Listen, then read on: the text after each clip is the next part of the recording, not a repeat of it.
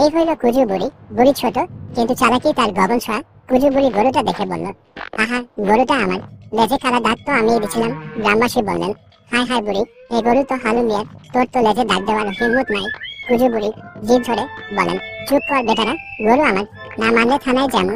কুজু বুড়ি বলেন, এই যে আমার গরু নিয়ে যাইতেছি। ডানে ইশারা করা উল্টো হাতের তর্জনী হঠাৎ গরু লাফাইয়া পালায়।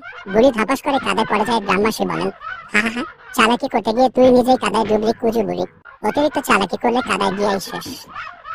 এই হইল কুজু বুড়ি। বুড়ি ছোট কিন্তু চালাকি তার গগন ছোঁয়া।